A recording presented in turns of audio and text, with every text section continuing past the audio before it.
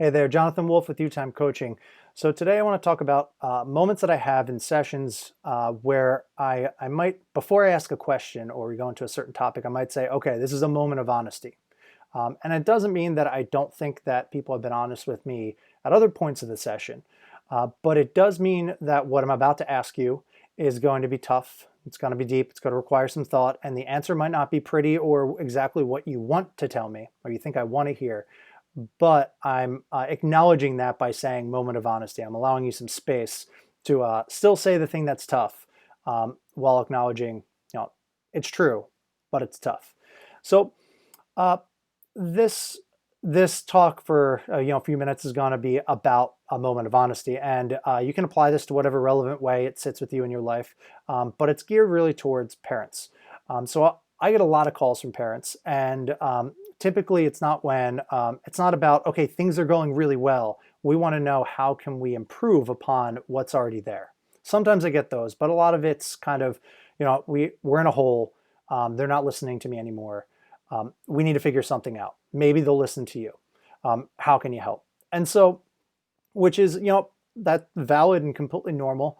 At the same time, when I start hearing a little bit about the stories, I can't help but think, there's parents that want to helicopter and bulldoze, and we've all heard that lingo being thrown around, but they want to be very involved, too involved sometimes, where they're not giving their kids enough choice, enough freedom, and for their own reason, but they want to be too involved in the entire process. And then there are some that don't want any involvement at all. I don't hear from them the entire time.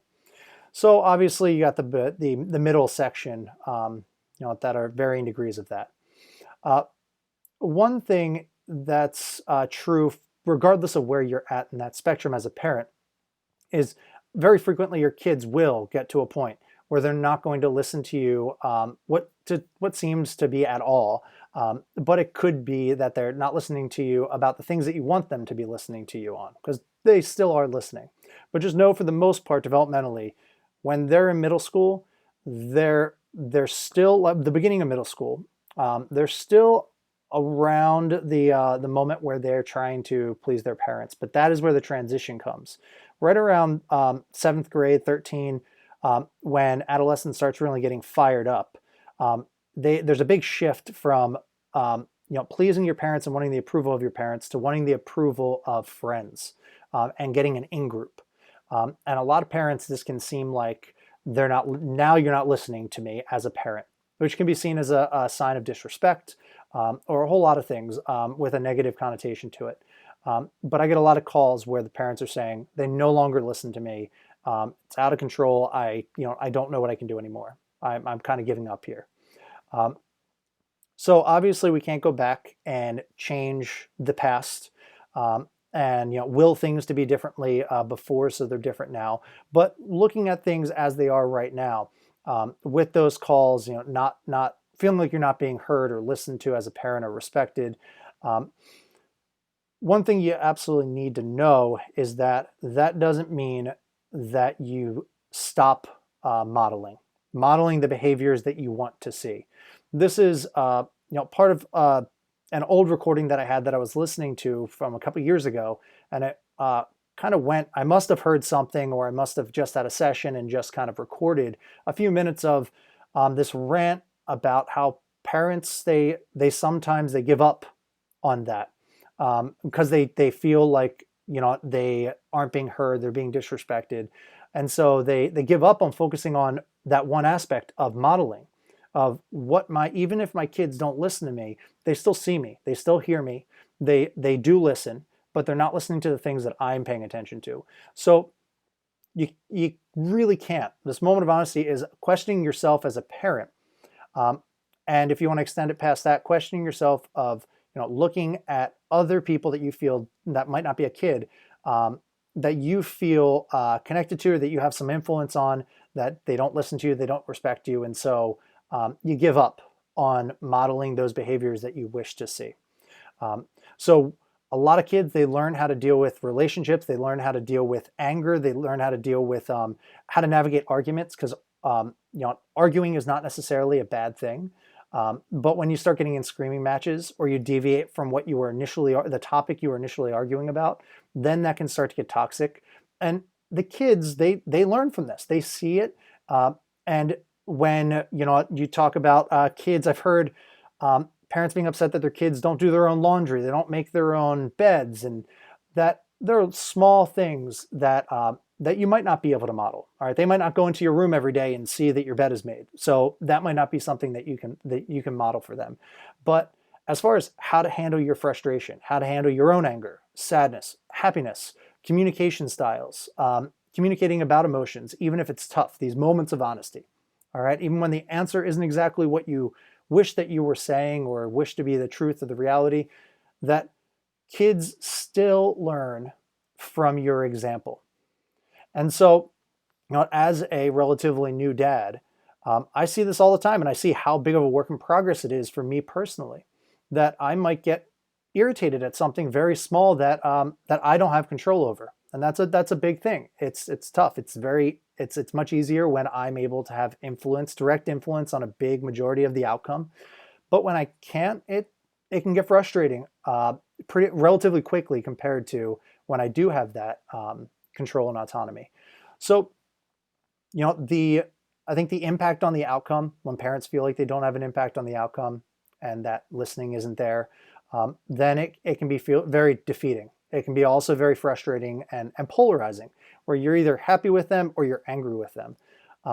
Now, I'm not saying that all parents fit into this or that every aspect of what I'm saying right now should resonate, but one thing is true is that the modeling piece, if you're coming to get help for your kid, if you're looking for your kid to make certain changes, and they're not really listening to, or you feel like you don't have a whole lot of influence, then you need to start looking specifically at how you're modeling these things, because they will see those things, because you are spending a lot of time with them. You are in the presence of them. It doesn't need to be quality time, all right? Because I know kids, a lot of them, they want to be out, they want to be with their friends, and doing things outside the house, or if they're in their house, they're up in their room playing video games, whatever it may be. But bottom line is, they still see you. All right, you still take in the environment around you. So be conscious about how you're communicating with them about these things. Be conscious about, okay, this is what I want to see from them. How do I display that? How do I display behaviors that are in line with that? And am I displaying behaviors that are outside, that path, that goal that I have, that I would like for them to achieve, to do more of this, to do less of that. Do I fall in line with doing more of it or less of it?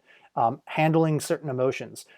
Am I modeling a healthy way of doing that? And if the moment of truth answer is no, or I never thought about it, or that's, they're an adult, they can take care of themselves. Well, it's hard to draw the line in the sand with that, all right? And that likely is a feeling that comes out of frustration. So just keep in mind that modeling is something at minimum that absolutely needs to happen in the home, that it absolutely needs to happen with the parents. Because even if developmentally they're moving from developmental stages of pleasing my parents and getting the approval of my parents to getting the approval of my in-group and my friends, that eventually that swings back. And they absolutely don't stop paying attention. Okay, even when they go off to college, if they go away and they're living on campus, there is a shift and parenting does need to change. But there are aspects that absolutely need to stay standard and constant. And modeling the behaviors and things in line with the behaviors that you wish to see from your kids is bare minimum that needs to happen. And if you feel like you struggle with it, if you feel like you're not even aware of it, it doesn't mean you're a bad parent, doesn't mean you're a bad person. And this one thing is not going to change everything, but it will help out drastically for you, for your relationship with your kid, and influencing them to make some of these changes, especially if your kid looks up to you. Okay, so these are some of the very important times, and it's not too late to start. I'm sure we could all wish to start before any of some of this stuff has set in, but it's never too late at all to start this. So keep in mind, one thing that's bare minimum from a parent is to model the behaviors that you wish for your kids to be doing, and you wish for your kid to see that your kids are doing. So if you need some assistance with this, if you have any questions about it, feel free to shoot an email over to info@utimecoach.com. You can go to our website, utimecoach.com, and check out the blogs. There's lots of stuff that will help you from a parent point of view, giving kind of insider scoop from the kid's point of view, and also just from an individual, an adult that's kind of navigating all this. So you can also, outside of sending us an email, drop us a line on any of the social media platforms. Okay, so it's U Time Coaching. I'm Jonathan Wolf, and I'll talk to you soon.